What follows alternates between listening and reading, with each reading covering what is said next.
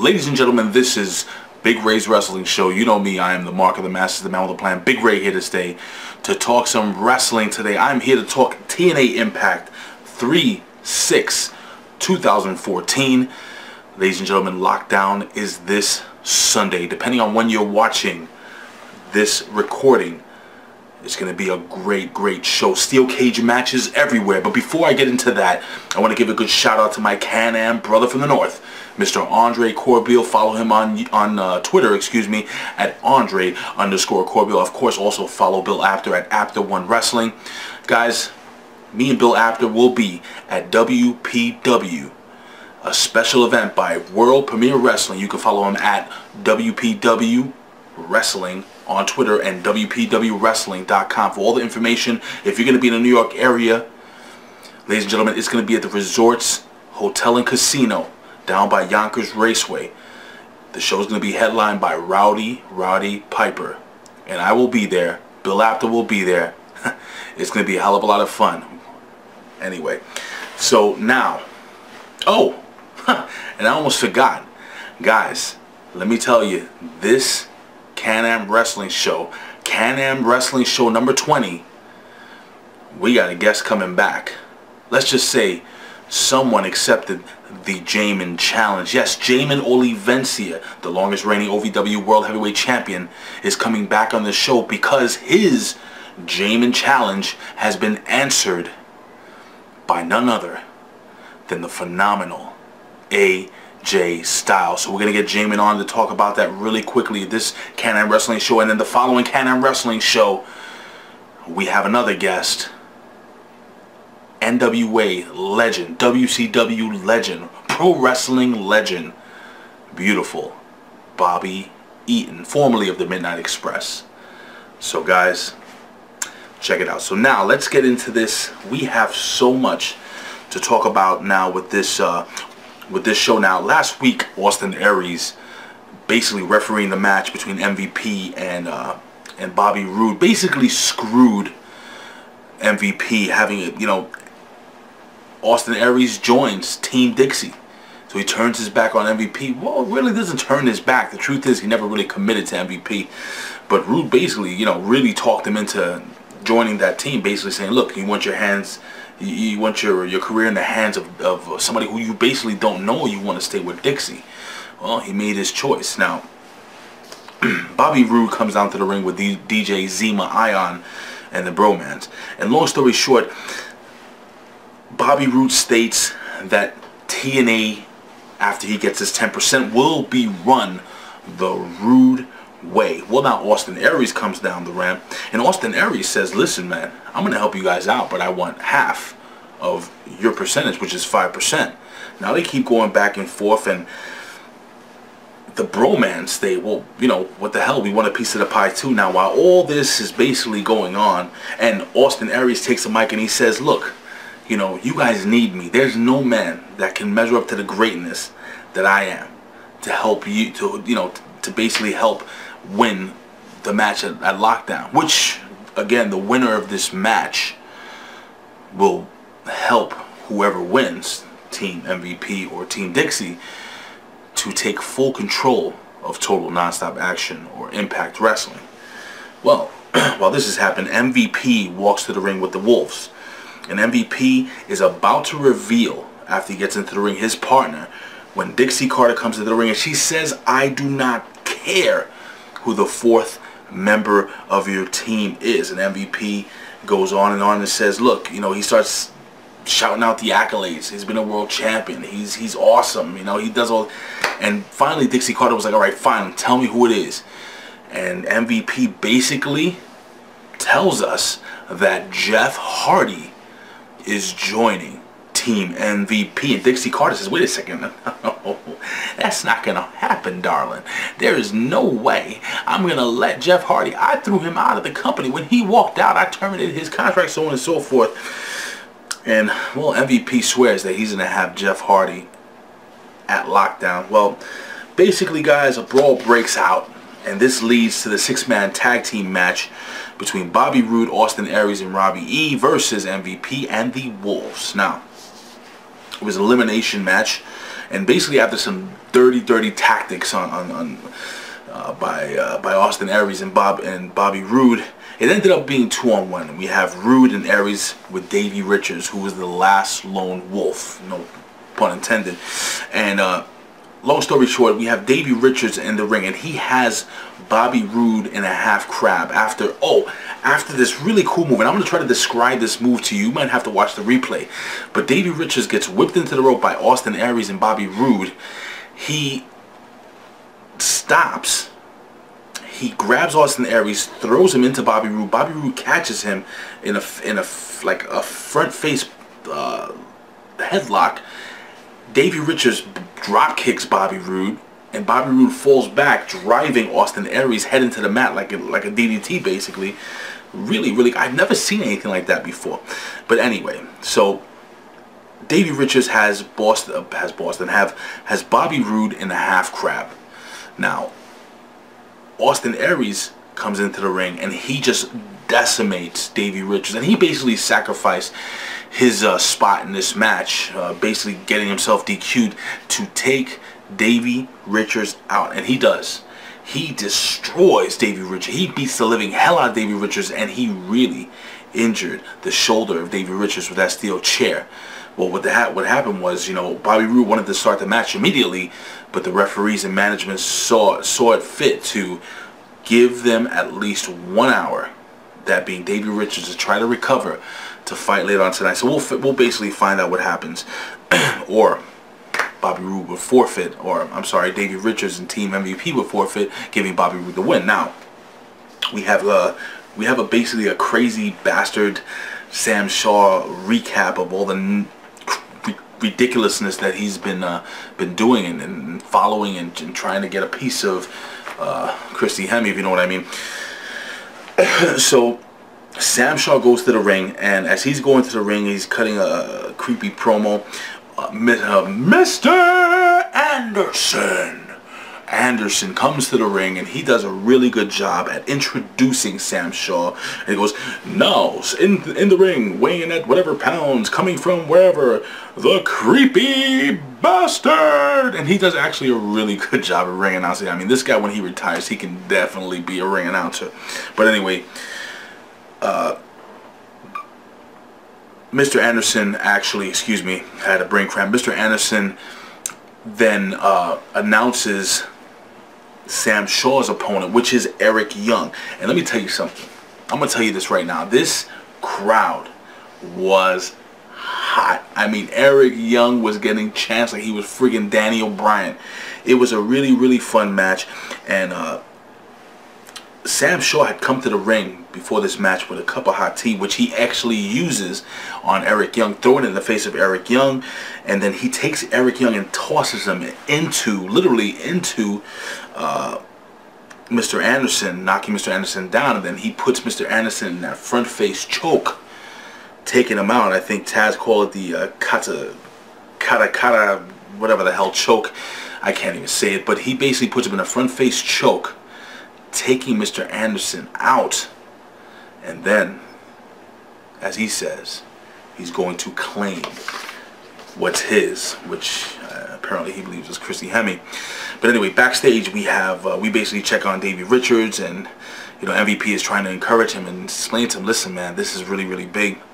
MVP goes looking to confront Austin Aries, which he does. They get into a shouting match, you know, and MVP basically warns Austin Aries, you know, you talk about, you know, having our backs, so on and so forth. You know what?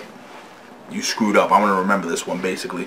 So anyway, we go backstage. We have Dixie Carter, and Dixie Carter says, you know, she has something in store for MVP, and she's speaking to her nephew, Ethan Carter III. Now we have Ethan Carter, who goes to the ring, and he says, he just cuts a promo of how he basically destroyed Kurt Angle, and how he's going to take him out, and how he's going to beat him in lockdown, and that Kurt Angle, yeah, he has an ankle lock, but EC3, he has the leg lock, and he goes down a legitimate list of different injuries that he can cause to the leg with the leg lock, which was hilarious. I actually enjoyed that.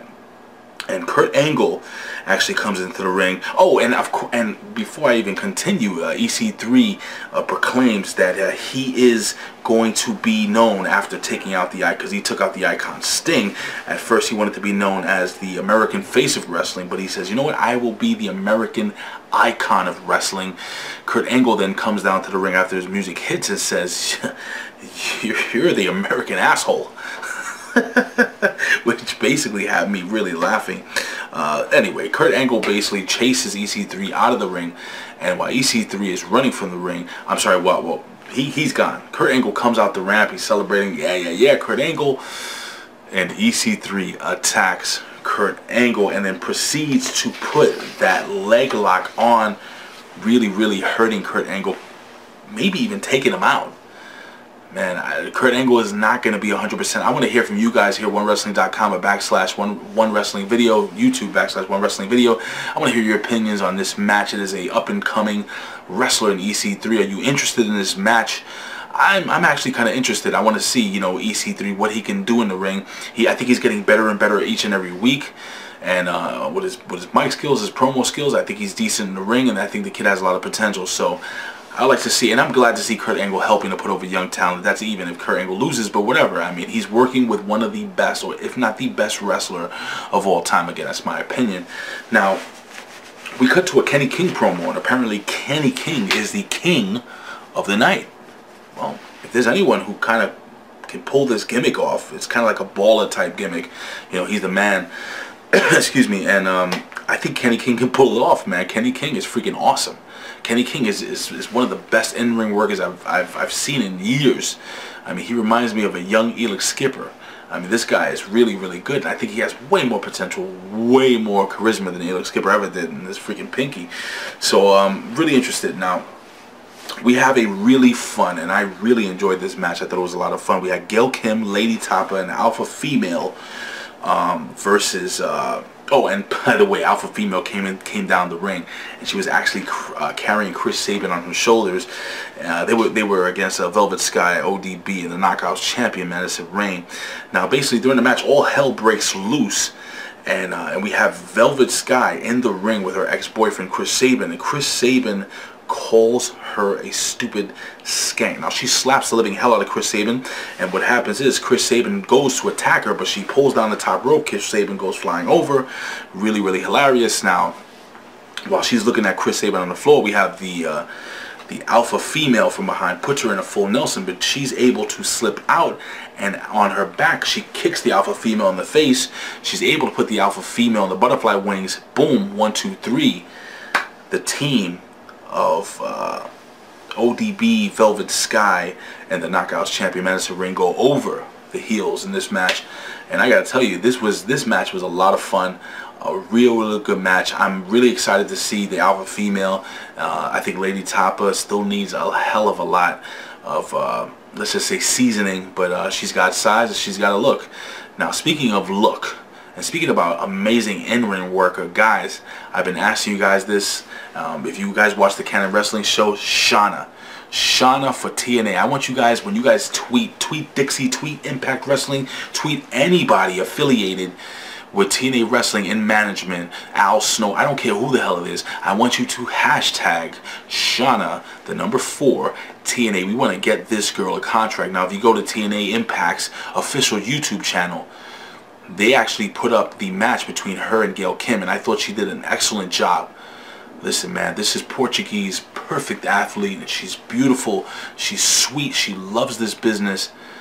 God, man, I hope TNA signs Shanna. I want to hear what you guys think. Please, again, leave your comments here below at onewrestling.com or YouTube /one wrestling video, or send me a tweet, but hashtag it Shanna, the number 4, TNA. We're trying to get our girl signed with TNA Wrestling. So now, we have Sam Shaw. Sam Shaw is backstage still looking for Christy Hemme, and he finds her. Or does he? Not really. He finds Mr. Anderson in a wig, and Mr. Anderson beats the living hell out of Sam Shaw and takes some lipstick and writes all over his face, and then finally tells him to leave her alone. Sam Shaw gets up, starts laughing, really creepy. Sam Shaw says, I'll see you Sunday. Or I'll see you in 3 days. Really, really weird. Now we go into a gunner and Cowboy James Storm promo. And to be honest with you, I'm not really fully invested in this match, but for recap's sake or review's sake, I'll tell you that Gunner cuts a promo stating that that James Storm was jealous and he was stabbed in the back. And James Storm comes to the ring, and James Storm says, "Listen, brother, you gotta pack a lunch, because I'm gonna give you an ass kicking, an all-day ass whooping, basically an all-day ass whooping. Sorry about your damn luck." Well, Storm basically gives Gunner I guess a sucker nut shot, or a knee nut shot, or a knee to the nuts, or whatever he does. But he knees him right in the groin area, takes him down, and gives him a super kick while he's down on his knees. So again, I'm not really interested in this match, but you got to give him something to do. Anyway, I would like to know what you guys think about this match in the pay-per-view. Are you interested in this match? I honestly don't have any interest at all. But anyway, that's just my opinion. So now we finally have Bobby Roode versus Davey Richards. You know, Roode comes to the ring, and you know, Davey Richards has a count of 10 to get to the ring. If not, then Bobby Roode actually goes over and his team wins. Now finally, after the 8 count, the Wolves music hit, Davey Richards comes to the ring and he fights valiantly, but the fact is that his arm was too injured. Bobby Roode was attacking that arm the entire match from the get-go, and then finally he puts Bobby Roode puts Davey Richards in the crossface, and it was just too much for Davey Richards. He had to tap out. Now, so what that means is that Team Dixie gets a man advantage. So it's going to be really interesting during lockdown. Now, Tigre Uno, Tiger 1, or the #1 Tiger. He was also known as Extreme Tiger and Tiger Mask. He used to work at AAA Wrestling in Mexico and WWA, and he was trained. I think he was trained by Rey. Yeah, he was trained by Rey Mysterio, and I've seen the guy work before on AAA Wrestling, and he's really excellent. He's a small guy. I think he's about 5'7", but he would be an excellent, amazing addition to the X Division. Now, I'm wondering if TNA is going to start to really go into Japan and Mexico and really try to get those guys over here.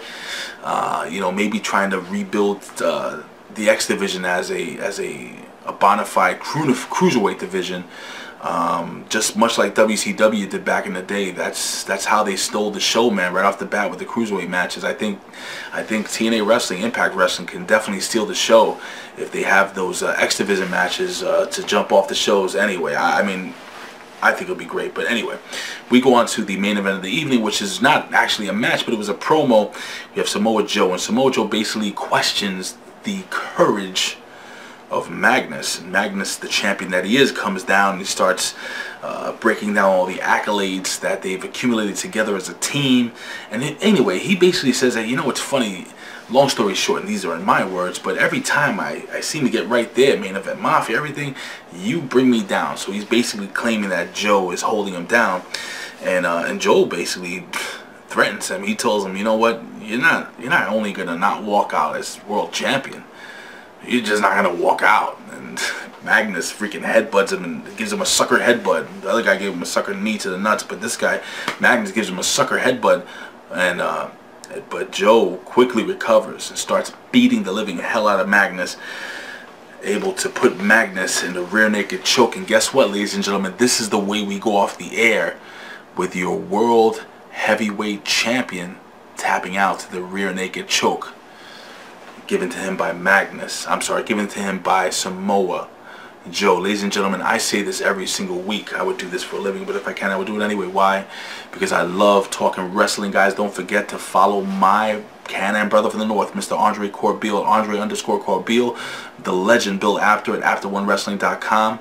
You can follow us here at OneWrestling.com, YouTube /OneWrestlingVideo. Follow us on Twitter at OneWrestling. Follow me on Twitter at Big Ray's Show. Guys, if you are in the New York area, go to WPWWrestling.com. Get the info. The tickets are cheap. The wrestling is great.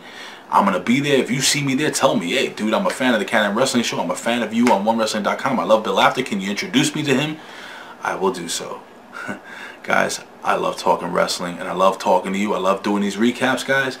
Thank you for supporting OneWrestling.com. Please hit the like button. Please subscribe and pass on, guys. And don't forget, Canon Wrestling show is coming. We got Jamin Olivencia followed by the legendary Bobby Eaton, or beautiful Bobby Eaton. He's one of the most beautiful leg drops I've ever seen off the top rope, aka the Alabama Jam. Ladies and gentlemen, I'll see you next week for my recap. Look out, WPW Wrestling, World Premier Wrestling, Big Ray, out. Peace.